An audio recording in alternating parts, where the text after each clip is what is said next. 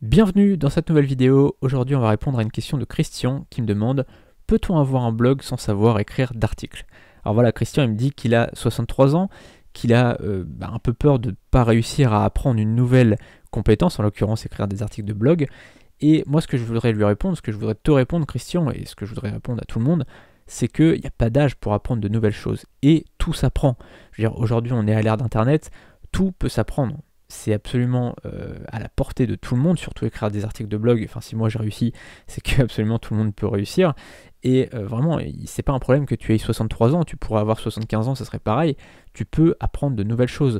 Et regarde, par exemple, le mec qui avait racheté McDonald's, Rock, je sais plus quoi, Ray Rock, ou je sais plus quoi, je sais plus comment il s'appelle, il avait 52 ans. Tu vois, il n'avait jamais travaillé en restauration, il a racheté McDonald's et il en a fait l'empire que c'est aujourd'hui.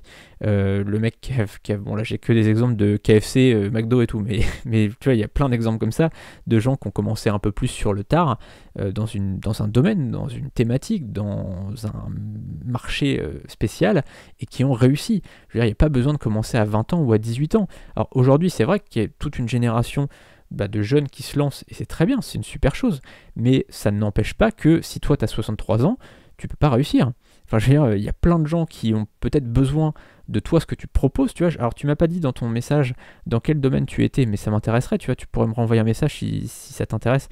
Et moi, en tout cas, ça m'intéresse, tu vois, de savoir dans quel domaine tu es, parce que je suis certain que tu as des choses à apprendre. Et en plus, voilà, si tu as 63 ans, t'as du coup, peut-être que en effet, tu as plus peur de te lancer, tu as plus peur d'apprendre de nouvelles choses, c'est tout à fait normal, tu vois, mes parents ils ont ton âge, et donc ils ont plus peur d'apprendre de nouvelles choses parce qu'ils ont l'impression qu'ils vont pas réussir à apprendre, ce qui est faux. Tout le monde peut apprendre des choses à n'importe quel âge, mais en plus l'avantage que tu as par rapport à nous, enfin moi tu vois j'ai 28 ans, c'est que tu as plus d'expérience, donc dans ton domaine, je sais pas ce que tu proposes comme domaine, mais en tout cas j'imagine que ne serait-ce que dans la façon de voir les choses, tu as peut-être des choses, tu as sans doute même des choses à apprendre à beaucoup de gens. Donc n'aie pas peur de te lancer. D'ailleurs, je ferai une vidéo là-dessus parce qu'en fait, tu m'as fait penser, tu vois. D'ailleurs, tiens, j'en reparlerai de toi demain, parce que je crois qu'on va faire une vidéo demain ou après-demain sur comment trouver des nouvelles idées. Et tu vois, là, je réponds à une de tes questions et du coup, ça me donne une nouvelle idée de contenu que je pourrais faire. Parce que oui, il n'y a pas d'âge pour se lancer dans un nouveau domaine, dans un nouveau métier. C'est génial, justement, de se lancer dans quelque chose de nouveau à n'importe quel âge, tu vois. C'est toujours hyper intéressant, non seulement pour toi, mais aussi pour les gens qui te suivent. Tu vas pouvoir apporter quelque chose avec un œil différent, peu importe ta thématique de blog, tu vas vraiment pouvoir apporter des choses, je suis certain, à ton audience. Donc n'hésite pas à me dire, à me renvoyer un commentaire sous la vidéo ou à m'envoyer par message privé dans quel domaine tu es, et j'en parlerai dans une nouvelle vidéo, j'aimerais bien pouvoir en parler de ça.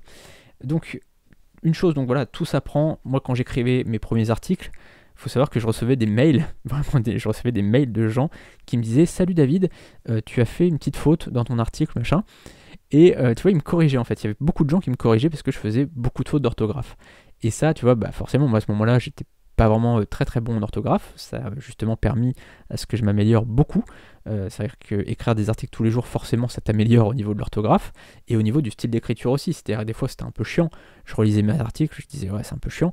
Et maintenant, quand je lis mes premiers articles, je me dis waouh, c'était quand même pas terrible. Alors après, évidemment, je me suis amélioré, mais aujourd'hui, bon, j'écris moins d'articles aujourd'hui, mais quand j'en écris, forcément, je trouve ça plutôt beaucoup mieux qu'avant, mais j'espère que dans 5 ans, je trouverai ça pourri. Ça voudrait dire que je me suis amélioré, tu vois, et ça, on s'améliore avec le temps, et c'est tant mieux. Donc ça, vraiment, n'aie pas peur, soit de te lancer dans une nouvelle compétence, soit par exemple de faire des fautes d'orthographe. Je sais qu'il y a beaucoup de gens comme ça qui me contactent et qui me disent moi, je peux pas écrire d'articles parce que je fais des fautes d'orthographe. Alors, il faut savoir une chose, c'est que la première chose, c'est que la plupart des gens, s'ils voient des fautes d'orthographe, je veux dire, les gens qui te corrigeront, ça sera des gens qui seront bienveillants. Moi, ça m'est arrivé donc peut-être, je sais pas, 10 fois qu'on me corrige par mail, tu vois, c'est pour te dire que je faisais quand même pas mal de fautes. Et quand on est venu à chaque fois, c'était bienveillant, c'était gentil. Les gens, tu vois, qui te corrigent, voilà, ils viennent pour t'aider, tu vois. Enfin, les gens qui... Après, les haters, je veux dire, eux, ils font plus de fautes que toi. Donc, tu vois, tu auras rarement des gens qui viendront dire « tu fais des fautes !» Enfin, tu vois, les bouffons qui viennent commenter les photos ou les vidéos ou enfin, tu vois, les photos sur Instagram, les vidéos sur YouTube ou tes articles de blog, je veux dire, les haters, c'est des gens qui, en général, écrivent beaucoup, beaucoup moins bien que toi, tu vois, donc il n'y a pas de souci à ce niveau-là, ils ne verront pas que tu as fait des fautes. Et les gens qui verront que tu as fait des fautes, en général, ce seront des gens bienveillants qui viendront te corriger, qui diront tiens, je crois que tu as fait une faute. En plus, en général, ils mettent la forme, tu vois. Ils disent bah, je crois que tu as fait une faute d'inattention. Voilà, donc en général, ils sont très très gentils. Donc il n'y a pas de risque à avoir par rapport à ça. Autre chose, si tu as peur de faire des fautes, tu as un site qui s'appelle bonpatron.com, qui est un site gratuit, tu vois, tu as juste à coller ton texte en français ici, tu vois, donc tu supprimes ça, hop, tu colles ton texte ici, tu fais vérifier le texte, et en fait ça va corriger tes fautes d'orthographe, mais aussi tes fautes de grammaire, de conjugaison, enfin c'est un truc assez énorme. Donc c'est vraiment un site que je te recommande si aujourd'hui tu n'es pas trop confiant par rapport à ton orthographe ou par rapport à ta façon d'écrire. Et en plus il donne des conseils voilà, au niveau de la grammaire. Si tu as placé un mot, tu vois, tu devrais inverser deux mots. Enfin tu vois, il y a vraiment des très très bons conseils. Donc ça peut être une bonne chose à faire en tout cas de corriger ton texte comme ça sur Bon Patron. Après tu peux aussi évidemment payer quelqu'un qui va te corriger, mais bon après voilà c'est payant, ça va prendre plus de temps, alors que là finalement sur Bon Patron tu vas pouvoir te corriger toi-même en quelques secondes. Et enfin la troisième solution qui s'offre à toi, c'est bah, si tu n'as pas envie d'écrire, tu vois, tu peux très bien ne pas avoir envie d'écrire des textes, et bien tu peux aller sur 5euros.com, tu vois là je suis sur l'accueil, et là si je descends, microservice à la une, et tu as directement rédaction de texte, tu vois, et là tu as ça partout. Tu fais tous les microservices et tu vas voir que tu as quand même beaucoup de rédaction.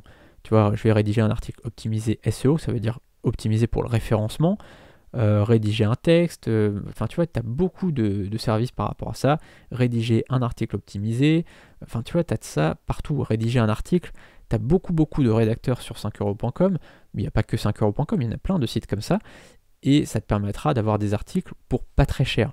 Tu vois, en général, un petit article, ça sera à peu près 5 euros pour 500 mots. Bon, voilà, ça c'est des petits articles, pas forcément référencés. Il faudra mettre un petit peu plus cher pour un article référencé, entre 15 et 20 euros pour un article bien référencé, bien travaillé, avec la lisibilité, le SEO, etc. Donc voilà, après, si tous les jours tu peux réinvestir 10, 15, 20 euros dans des articles, bah, tu peux le faire. Tu vois, si aujourd'hui tu commences à gagner un petit peu de sous avec ton blog, tu peux réinvestir une partie et donc gagner de l'argent comme ça et augmenter. Parce que finalement, à chaque fois que tu mettras un nouvel article sur ton blog, bah, tu garantiras des revenus à ton blog pour les prochaines années. Tu vois ce que je veux dire? C'est que c'est un effet boule de neige. Je t'explique.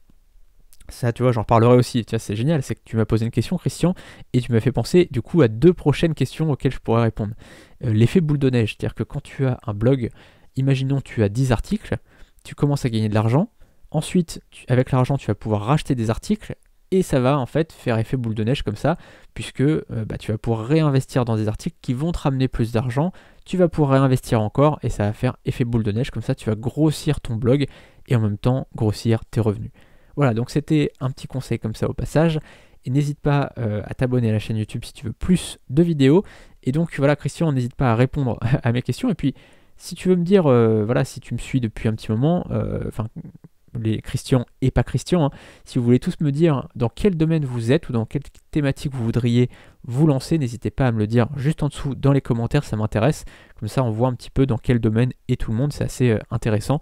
Et de voir, voilà, qui pourrait amener quoi aux autres, c'est plutôt sympa. On se retrouve donc demain pour une nouvelle vidéo, on va continuer à répondre aux questions de blogging, donc n'hésite pas si tu as des questions de blogging, j'y répondrai, alors peut-être pas cette semaine parce que là j'ai déjà prévu un peu mes thématiques, mais en tout cas pour les prochaines semaines, j'ai plein d'espace, tu vois, où je me dis, voilà, cette semaine je répondrai à des questions de dropshipping, cette semaine je répondrai à des questions de blogging, cette semaine je répondrai à des questions dans d'autres domaines, donc n'hésite pas si tu as des questions, c'est dans l'espace commentaire juste en dessous. Salut!